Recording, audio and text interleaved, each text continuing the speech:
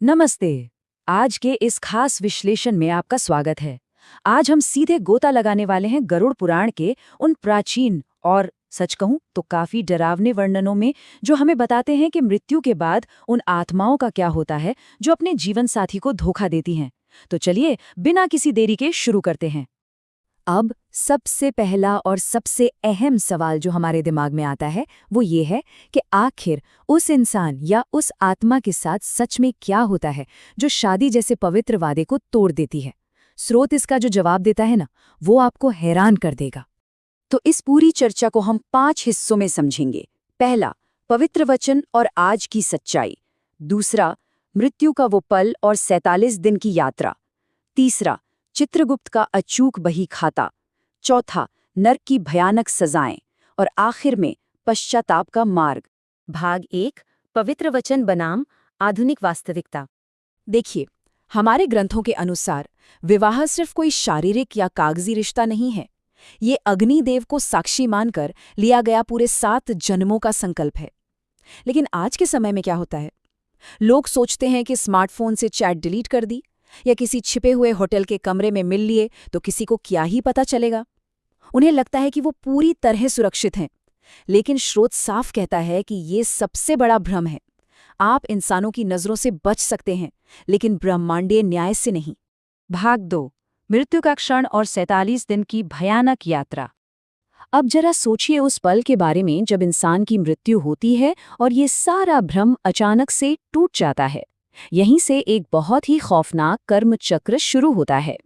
शास्त्रों में बताया गया है कि जो आत्माएं वफादार और नेक होती हैं, उन्हें ले जाने के लिए बिल्कुल सौम्य और शांत दूत आते हैं। लेकिन जिन्होंने अपने जीवन साथी को धोखा दिया है, उन्हें लेने कोई शांत दूत नहीं आते, बल्कि उनका सीधा सामना बेहद खौफनाक यमदूतों से होता है। ये यमदूत दिखते कैसे हैं? स्रोत इनका जो चित्र खींचता है ना, वो सच में रोंगटे खड़े कर देने वाला है। जरा कल्पना कीजिए, इनका शरीर किसी विशाल पहाड़ जैसा होता है, आंखें बिल्कुल जलते हुए कोयले की तरह लाल और दांत बाहर की तरफ निकले हुए। जब आत्मा डर के मारे रोती है और अपने परिवार के पास वापस जाने की भीख मांगती है, तो ये यमदूत कोई दया नहीं दिखाते। वो बस जोर से अट्टहास करते हैं और तुरंत आत्मा को मोटी कंटीली लोहे की रस्सियों में जकड़ लेते हैं। और बस यहीं से शुरू होती है वो क्रूर 47 दिनों की यात्रा। लोहे के पाश में बंधी आत्मा को तपती हुई लाल रेत और कंटीली झाड़ियों पर नंगे पैर घसीटा जाता है। अगर आत्मा ठोकर खाकर गिरती है तो उसे बेरहमी से कोड़े मारे जाते हैं। और सबसे खौफनाक बात, जब उसे भयंकर प्यास लगती है और वो पानी मांगती है, तो उसे पीने के लिए खौलता हुआ खून और मवाद दिया जाता है। ये दर्दनाक सफ़र बिना रुके पूरे 47 दिनों तक चलता रहता है। भाग 3, चित्रगुप्त का बही खाता। 47 दिनों की इस असहनीय यातना के बाद आत्मा आखिरकार यमराज के दरबार में पहुंचती है और यहाँ खुलता है ईश्वरीय मुनीम यानी चित्रगुप्त का बही खाता। अब यहाँ एक बहुत ही गहरी बात समझने वाली है। यहाँ पृथ्वी का कोई भी चालाक वकील आपकी पैरवी नहीं कर सकता। इस बही खाते में हर उस गुप्त काम का सटीक रिकॉर्ड होता है जो इंसान ने छुपकर किया था। सटीक तारीखें, समय, वो होटल के कमरे जो किसी को नहीं पता थे, और वो सारे मैसेज भी जिन्हें इंसान ने ये सोचकर डिलीट कर दिया था कि अब किसी को पता नहीं चलेगा। यहाँ सब कुछ दर्ज है। भाग 4, नरक की भयानक सजाएं। जब यमराज अपना अटल फैसला सुना देते हैं तो सजा का पहला दौर शुरू होता है तमीज़्र नाम के नरक में। ये कोई आम जगह नहीं है, ये घने जमा देने वाले अंधेरे का नरक है। यहाँ आत्माओं को तब तक लोहे की छड़ों से पीटा जाता है जब तक कि वे बेहोश न हो जाएं। और सिर्फ इतना ही नहीं, जहरीले सांप और कीड़े उनके सूक्ष्म शरीर को नोच नोच कर खाते हैं। सूक्ष्म शरीर यानी आत्मा का वो रूप जो मृत्यु के बाद भी पूरा दर्द महसूस करता है। यहाँ इंसान का सारा झूठा अहंकार पल भर में टूटकर बिखर जाता है।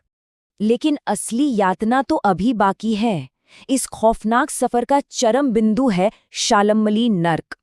स्रोत के अनुसार ये नरक विशेष रूप से एक्सक्लूसिवली सिर्फ उन लोगों के लिए बनाया गया है जिन्होंने अपनी वासना के चक्कर में आकर अपने साथी को धोखा दिया।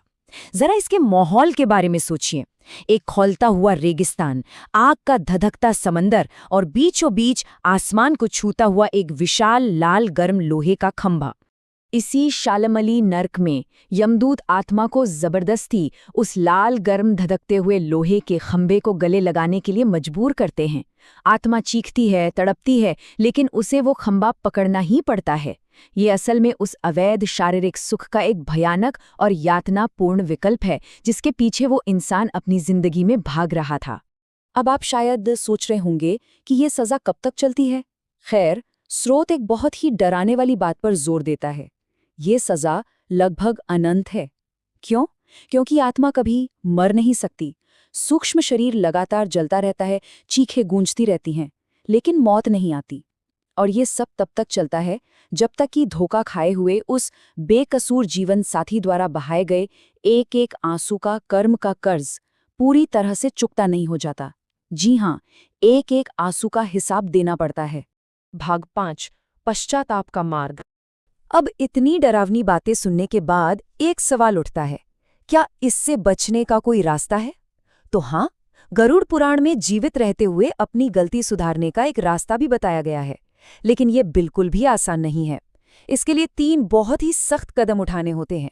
सबसे पहला, उस तीसरे इंसान से अपने सारे रिश्ते और बातचीत तुरंत इसी पल खत्म करना। दूसरा, अपने जीवन साथी के पास जाकर पूरी सच्चाई साफ साफ स्वीकार करना, चाहे वो कितना भी मुश्किल क्यों ना हो। और तीसरा, सच्चे मन से भगवान नारायण से माफी मांगना और ये अटल संकल्प लेना कि ये पाप अब कभी नहीं दोहराया जाएगा। ये पूरी स्रोत सामग्री हमें बहुत गहराई से समझाती है कि आखिर रिश्तों में वफादारी इतनी जरूरी क्यों है। यहाँ एक बहुत ही सटीक बात कही गई है, विश्वास एक नाजुक कांच की तरह होता है। एक बार अगर ये टूट जाए तो आप चाहे कितनी भी कोशिश करके इसे वापस जोड़ लें, दरारें हमेशा के लिए रही जाती हैं।